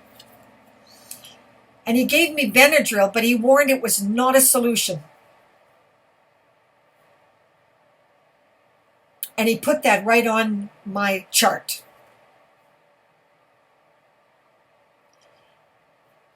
He said I can only use it temporarily. And he said, you're chemically hypersensitive, and drugs will not cure me, and I will become very quickly addicted to them, and it's very dangerous. So I could not take it on a regular basis. He said, you have to find out what's causing your attacks, and you have to avoid them.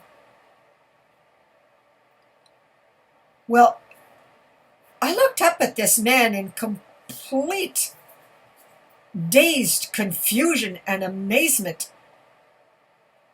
And I remember saying something to the effect, how come you know all that?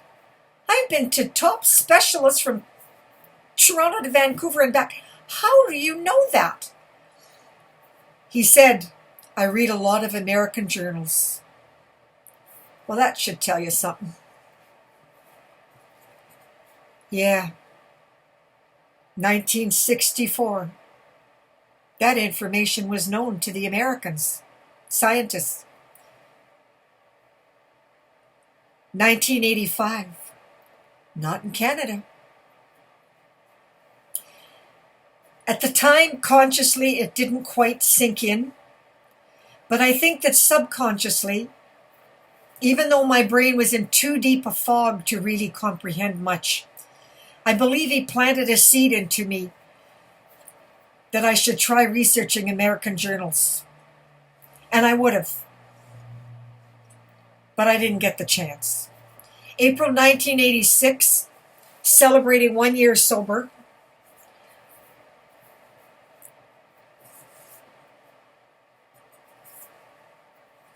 That would be Good Friday. I took a paralyzing attack at an AA meeting with Tom Murphy, who was helping me and taking care of me. And Tom didn't have the ability to pick me up because I was dead body weight. And he took me to a condemned house where he was living. Now, he was 6 or 7 years sober. Yeah, 6 years sober, I think. And he was living in a condemned house because of his gambling addiction. I didn't think he was doing very well. But anyway, he assumed that I was having a drug overdose. And he had worked with drug addicts and alcoholics in the drug rehab. So he fed me coffee and water to detox me. That's what they did. And I don't remember much, but very quickly I had these two lovely men who took care of me. And at some point, between the two of them, they had me dancing again. And helped me getting dressed pretty and dressed up and looking good. And Dan watched over me like a hawk, watching what I ate. And the first thing he did was he stopped me from eating salt. And he bought me a book on salt and he made me read it. And he started to teach me how to read and how to get my brain active. He played country music for me. Well, I was a Latin girl. I was raised with ballroom and Latin and the big bands. And I didn't know anything about country music. But he said, you listen to the story. You listen to the words. And when I come home, I'm going to ask you questions. And that's how he started to give me a brain exercise. I listened to country music. They tell a story. He'd come home from work, and he'd tell me, and he'd play it again, and he'd say, now tell me, what is the story about? And was my brain exercise. Yeah. No doctor ever figured that out. And then he would have me write. Even though my writing was terrible and I couldn't spell, frankly, neither could he. He was dyslexic. He started me to write little sentences, bought me little books, and made me page after page. Again, from a man with high school education and an industrial mechanic at Inco, no doctor was ever smart enough to figure that out. But Dan did. And Tom and Dan were best friends. And they took turns. I remember one time, like I had my own apartment, but I was really disgusted with the way Dan lived. So you see, some part of my brain still had some knowledge. That guy in AA in Toronto was right. I think his name was Wally. Yeah, it was Wally. He died with a heart attack. He was madly in love with me, and I always think, he said, every time I see a red blue jay, a red bird, it would be him saying hi from heaven. So many little moments here and there in my memory that I had forgotten about that are coming back to me as I talk to you about my story. Anyway, I remember one time, Dan, to make sure that I would eat properly, he had me, I found an apartment. He said, go find me a decent apartment, because I kept saying, you should be ashamed of yourself, making big money and you're living like this. So I found him on Pine Street, 294 Pine, and lovely 2-bedroom apartment. And the little back bedroom was my room. I had my own place too, but he didn't want me eating by myself because he said I was dangerous. And it's true. I set fire to the stove a lot. I didn't know what I was doing. I couldn't read the dials. Anyway, there was a knock at the door, and Tom came in and he said, okay, whose turn is it to take her out tonight? And Dan says, I've had her for 2 days, you take her. I said, okay. And took me to the disco called Chevy's. And because Dan was watching what I ate, I realized that the reason I was starting to have some periods of where my legs were functional and I could really dance really well is because I wasn't being poisoned. But I can't tell you what I was eating at the time. I really don't know. I couldn't eat a lot. And I don't remember. I just know that I was mainly vegetarian. Might have been organic, I'm not sure. There isn't much organic in Sudbury, so I doubt that I was organic.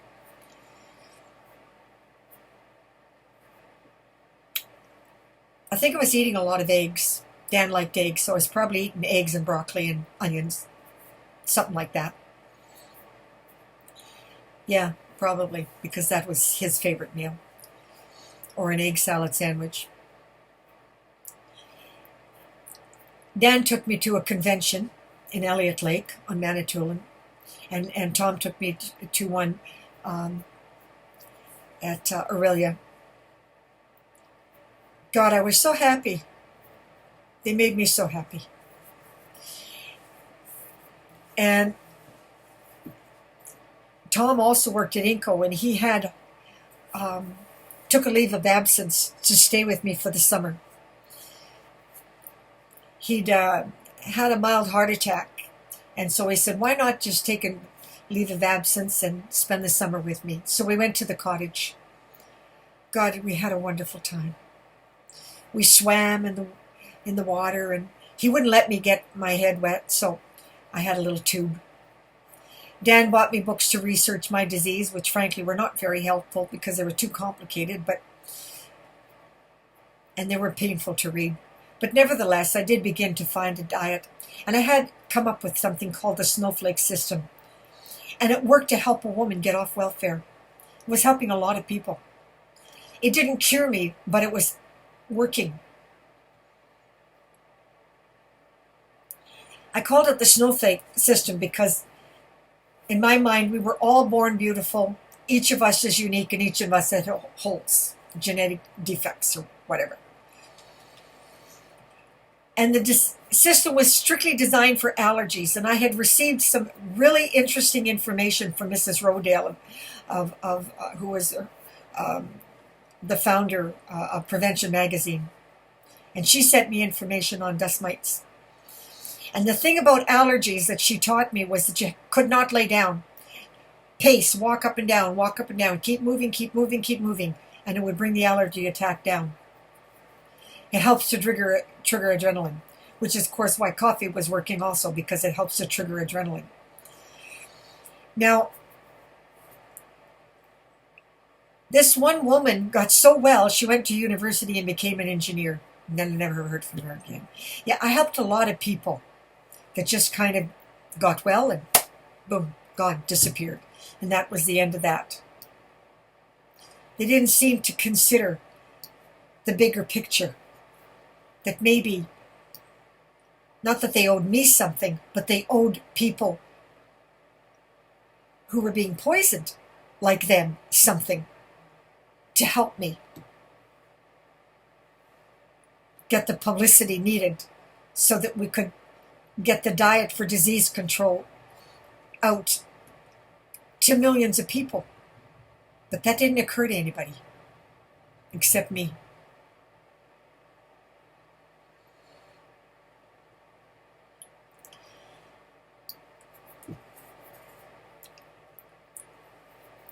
Tom and Dan really wanted me to have a doctor. They didn't like the idea that I didn't have a legal diagnosis, and so I was on basic welfare. I couldn't get disability. So Tom drove me to Sunnybrook Hospital, and I saw a specialist. And you know, meeting this man sticks in my memory like it happened 10 minutes ago.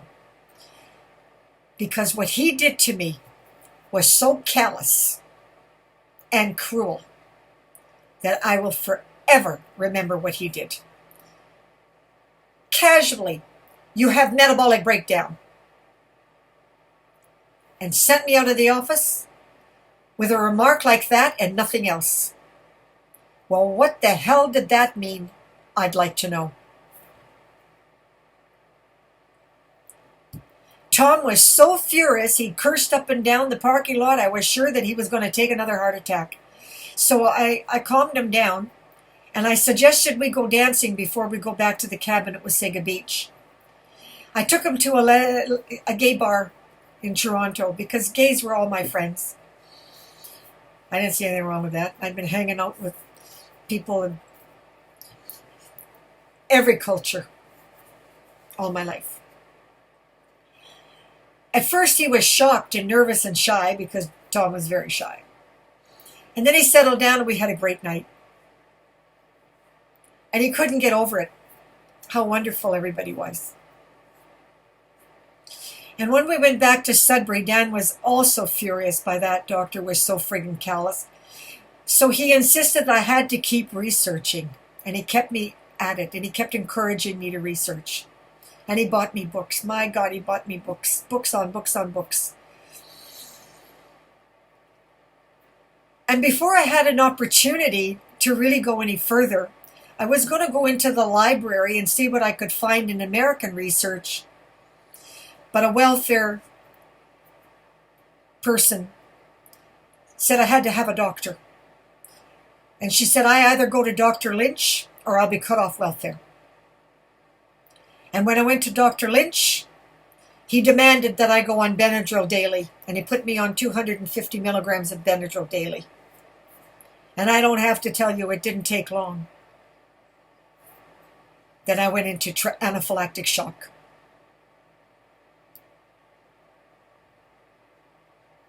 This doctor was a psychotic, sociopathic maniac. Dr. Brian Lynch. I don't know how many people he killed, but he's a murderer. And he tried to kill me. He ignored Dr. Boudreaux's instructions.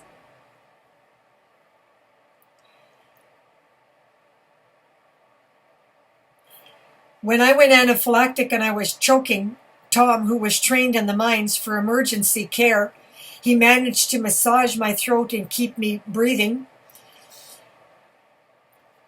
He made me coffee and he had me drink it slowly so that I could get some down. And he called my mother and she called Dr. Lynch and he said to my mother he had an environmentally controlled room for me. Tom was very nervous about it. He said he was really angry at my mother that she was still listening to the same man who drugged me, but she didn't listen. Stubborn as hell. She took me to the hospital, she wheeled me there and parked me in the lobby and took off and abandoned me. And she left me there to suffer alone. And Dr. Keene, I don't think he was as bad as Dr. Lynch, but he followed Lynch's instructions and he ignored everything that was on my chart. They should have contacted Dr. Boudreaux and they didn't. And they wheeled me into a room knowing that the minute they took me off my water and cold turkeyed me off Benadryl, I would go into shock and I would die of a heart attack. Yes. And there would be nothing to prove on the coroner's report that they had murdered me. And that is the truth. October 1986, Sudbury Hospital. Dr. Lynch, that bastard, tried to murder me. He knew he made a mistake when he gave me the Benadryl. Insisted on it. Threatened to cut me off if I didn't take it. Yeah, that's how I was treated. Welcome to my world. And nothing's changed. It's the same today as it was then.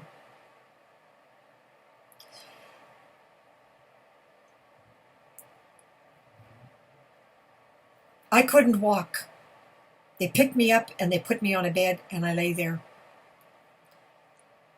And they were so callous. The nurses were really rotten to me.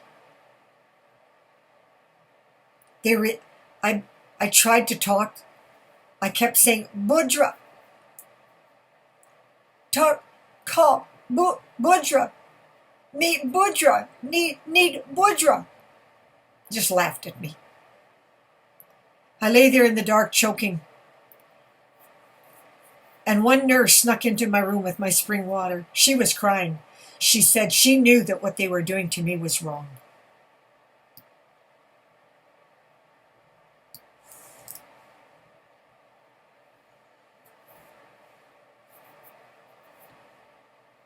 I'm going to leave it there for now.